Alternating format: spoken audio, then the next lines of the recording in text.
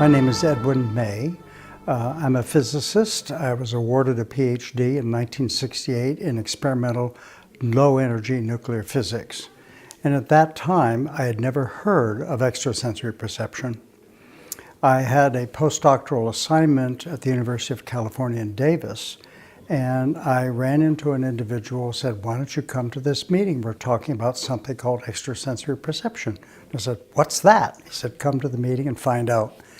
Long story short, I ran into a well-known psychic, the late Ingo Swann, and he was able to secure a position for me at Stanford Research Institute in Menlo Park, California. And I joined them in 1975 as a consultant, and later as a research physicist, and later as the director of the project. So that's how it all began. Okay. Well, most skeptics would say that psychic abilities are just random effects. Now, what's your experience?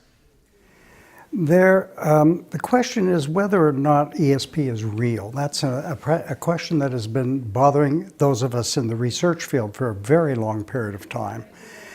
And the answer is fairly complex. If you look at just the statistics, the weak statistics of extrasensory perception experiments, there's valid arguments on all sides of that. But I would like to quote Professor Jessica Utz. She was president of the American Statistical Association, and in her presidential address to that top-of-the-line organization, she said, "This stuff meets all the requirements that you would apply to every other discipline as being a genuine phenomenon." That's one aspect of whether ESP is real or not. Another one is, can you use it for anything productive? Yeah, and can you? Our program, which was called Stargate at Stanford Research Institute and later at Science Applications International, the whole reason for its existence was to use it for spying on the Soviet Union, East Bloc, and China. We survived for 23 years at a total budget of nearly $20 million. That would not have happened if it weren't producing something that was in fact useful and real. Let me give you an example of a kind of tasking that we would have from the government. I'll give you two. One, the National Security Council, which is the advisory arm for the President of the United States, they had noticed by other means that there was a building in Sverdlovsk, former Soviet Union, now Russia. That place had been known since the 40s as a submarine construction place, but the satellites were looking in at the windows of a large building, and they knew something huge was going on in there, but they had no idea. So what did they do? They sent us a photograph, satellite photograph of the roof of the building. That was placed in a completely opaque envelope. That envelope was placed in a larger opaque envelope and handed to someone who had no idea what was in it or where it came from. That envelope was placed before Mr. Joseph McMoneagle, one of our chief psychics, and said, "The problem of the day is in this envelope." That sounds awful magical to me, but it works. And what Mr. McMoneagle described in a 137-page transcript, on and on and on, about the construction of a very, very large submarine that had two hulls like a catamaran and an outside skin. It dwarfed a World War II submarine, and it had a propulsion system that would be undetectable. And it turned out, and I think it's September 23rd, 1980, they launched what in the West is called the Typhoon-class submarine, which is exactly like that, double-hulled and everything. And the Russians call it the Akura, the shark. And from the West point of view during the Cold War, that boat was terrifying because it was completely and utterly silent. A second example, more close to home, the Drug Enforcement Agency, they had an agent who went bad and was selling drugs was dealing with drugs with the bad people.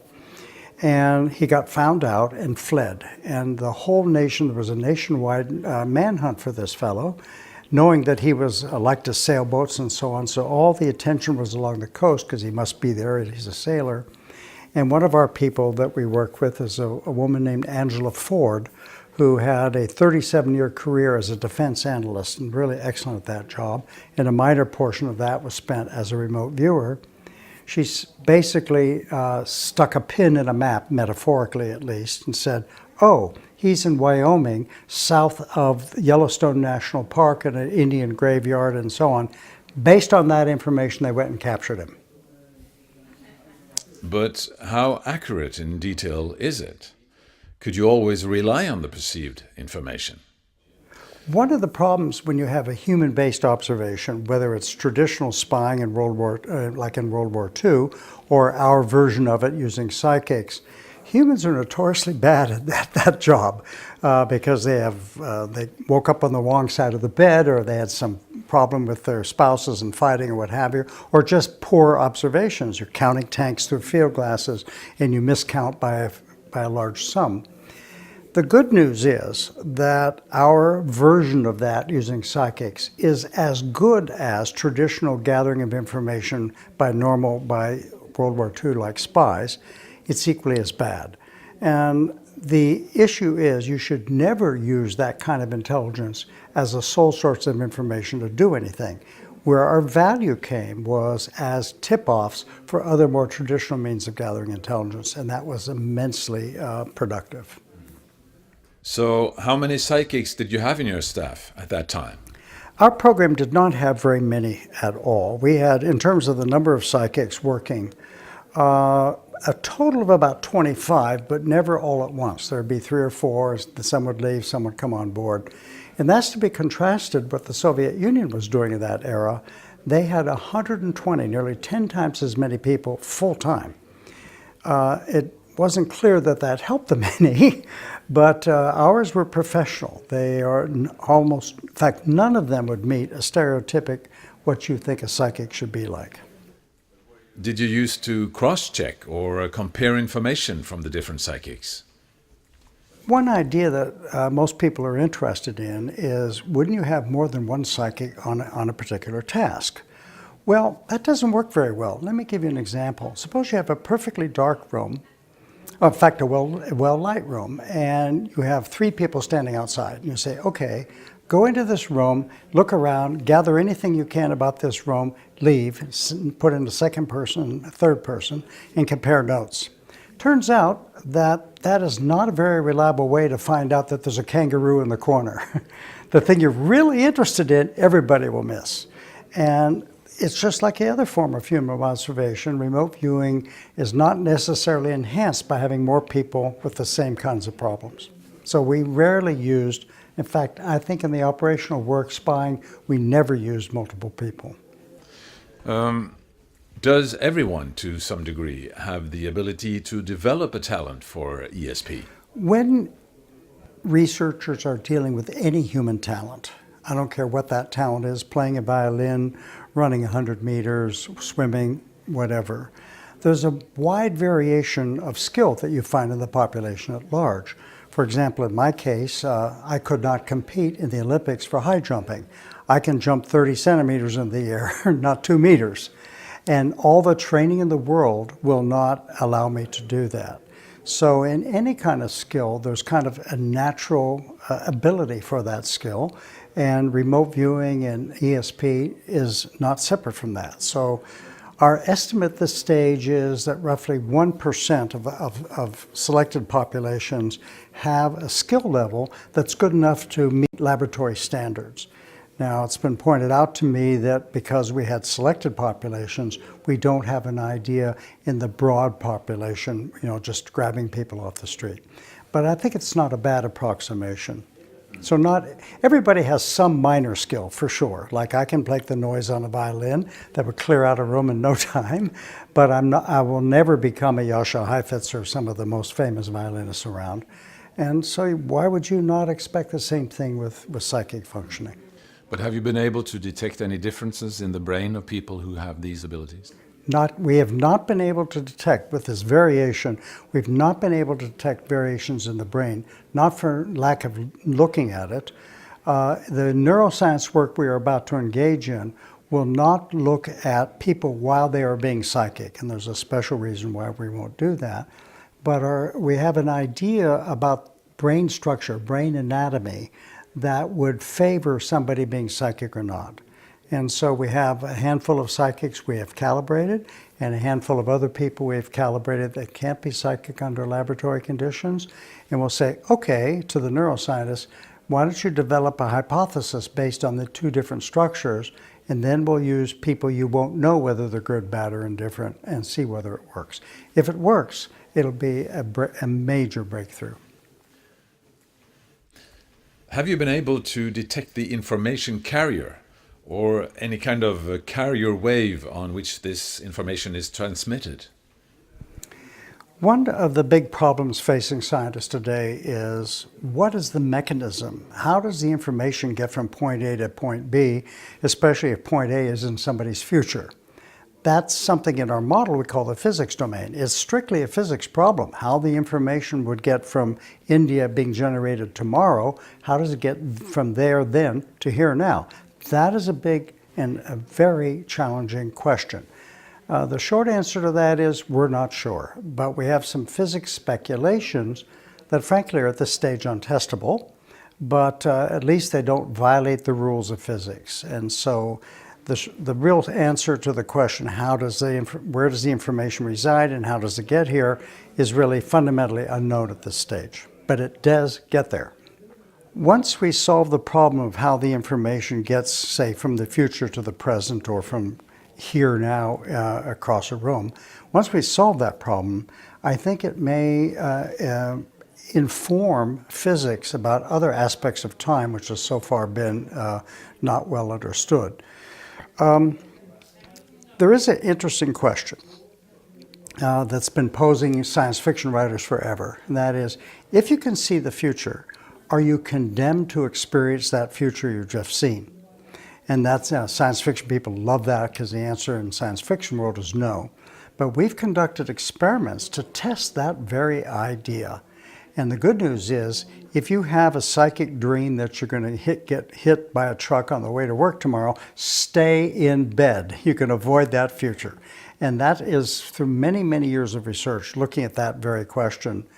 And what I find amazing as a researcher is that somebody, our government, U.S. government, was willing to pay me to look at the most pressing philosophical questions facing humanity for a long period of time. But does this implicate that the future is already determined in some way? There's an American neuroscientist that informed on one of his talks, said the three most important words in all of science are, I don't know. And the answer there are lots of speculation about what the future is. Nobody actually knows. And we have examined, instead of into the microstructure of equations and what have you about how the future is built, because no one really knows the answer to that either, is we say, okay, there's some real practical ways of looking at this. If I'm going to flip a coin 5 minutes from now, that is a future. And there are two possible outcomes of that future. Either the coin will land heads or it'll land tails. But we can manipulate the future and say, okay, I'm going to flip a bias coin. Instead of 50-50 landing heads and 50% landing tails, I'll make it 75-25. Then the question is, what happens if I flip that coin and it lands the 25% type and you guess the 75%? Do people see actualized futures, futures that actually happen, or futures that are most likely to happen but don't? The answer to that interesting question is people look at most probable futures even though they don't actually happen. And that's a direct measurement in the laboratory. Okay. Now, what about so-called psychokinesis? In traditional extrasensory perception work, they really have three ways of gathering information: clairvoyance, telepathy, clairvoyance meaning gathering information just from across the room from an object, telepathy meaning gathering information from someone else's mind, and precognition, looking into the future. Well, there's a fourth topic that's been around for a long, long time, in that: can mind influence matter? And on our project with the U.S. government, the missile agencies, missile intelligence agencies, were very, very interested to know if it were possible to divert an incoming Soviet missile during the Cold War off its path. So we had a rather vigorous effort looking to see whether psychokinesis, as it's called, could you use that to affect the real world. You can't prove a negative and say it's impossible, but all I can say is we had, with an awful lot of effort, we have no evidence that support that that's possible yet. Okay. But you mentioned that you actually now have contact or have had contact with your Russian colleagues, so to speak. Are the Russians as heavily into these studies as we are in the West? There are lots of countries that are interested in this. In Europe, we have the UK, some work going on in France, and what have you. The Russians were very interested in this, oddly enough, because it appears to violate the Communist Manifesto in some regards. They had a very vigorous action during the Cold War in terms of programs. For example, there's something called a psychotronic generator. This is a physical device that psychics could charge up in some way, and it's non-lethal weaponry. It would cause, say, the President of the United States or the Prime Minister of the UK to not be as effective as a negotiator as it would otherwise be. I was told by the Deputy Director of KGB, second in command of the KGB before they shut down the KGB, that they had 40 research institutes across the Soviet Union with large sums of money working with these things. And he sort of sheepishly said to me, "Ed, we couldn't make it work." And I said, "General, had it worked, you guys would have won the Cold War," and we had a good belly laugh over the whole thing. So I don't think they were any more effective at psychokinesis than they were. On the other hand, they had 120 remote viewers working that kind of problem. Now, what was the mission or the main purpose of the Stargate program? The whole mission for the Stargate program, which is the name of the U.S. government's program to use psychics for spying, the whole purpose of that program was to use ESP to spy on the Soviet Union and China and East Bloc countries. Research was a secondary aspect of it. And apparently it worked because we had 19 different federal agencies in the U.S. government give us various spying missions. Include the Secret Service, even the FBI, the CIA, of course, Defense Intelligence Agency, Joint Task Force, and so on. A whole lot, 19 different agencies giving spying missions. Over the years, we had 504 separate spying missions. It took nearly 3,000 individual remote viewing sessions to meet the requirements of these spying missions. And what's really interesting, out of this 19, 17 of them came back with more spying missions. And that tells me it was working, because if it wasn't working, why would they come back for more? That's amazing. But it surprises me that you can be so open about this. I mean, spying used to be a very secret type of activity. I've been very straightforward with you I've been very straightforward with regard to all the spying missions. The reason I'm capable of doing just that is the CIA released 89,000 pages of project records between the years of 2002 and 2000, the year 2003. And so all the material that I've just told you has been released by the CIA. And if they don't care, I'm not going to care. But where is this going to take us? How is this going to develop, and what will we be able to use it for in the future, in your opinion? One thing I've been asked a lot is the U.S. government or the Soviet government, Russian government, are they still using this?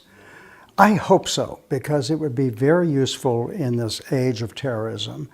It probably wouldn't tell you where the next terrorist attack would be, but if there is an attack, it might help with other techniques to locate the people who perpetrated the attack in the first place. I spent an entire decade with colleagues after the close of the U.S. government's program, trying to reinitiate it very beneath the radar so no one would find out about what we were doing. And for sociological reasons, I think more than anything, they said no. What was interesting is that, and even with regard to counterterrorism, they said no. The workaday people said yes, because it's inexpensive and not dangerous, but it was killed in sort of the military boardroom, if you will, after that. The Russians had the same problem. I can tell you a brief story, that General Alexei Yurovich Savin, who ran their remote viewing program, spying on us, one of my later contacts with him, he was still in the military, and he said, I know you're going to write an intelligence report having met me, and you want to know what my organization is? Here it is, my complete organization. And you have my complete permission to take as many pictures as you want, interview me, whatever you want. I want a joint counterterrorism activity using psychics with Americans and us. I said, oh, Alexei, I'd be happy to do that. And I wrote up a 40-page detailed account of that encounter with this general and handed it to his counterpart in the Defense Intelligence Agency. In fact, the director of the Defense Intelligence Agency. And he said, thank you very much. And I walked out the door, and you could practically hear him tossing my document into the wastebasket. Nothing happened. Too bad. But do you think, apart from that, that this is going to be a major field that one will pour more resources into developing? I am on the board of a worldwide organization called the Parapsychological Association. It's a member of the American Association for the Advancement of Science. It's a very serious group of people internationally that are spending time doing the best science we know how. There are examples in science where eventually things come to a natural end and they go on the shelf for a while and then rediscovered.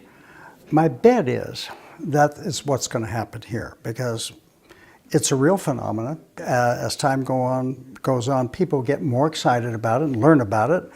We are in the process of archiving for the public 4 large books, 600-700 pages each,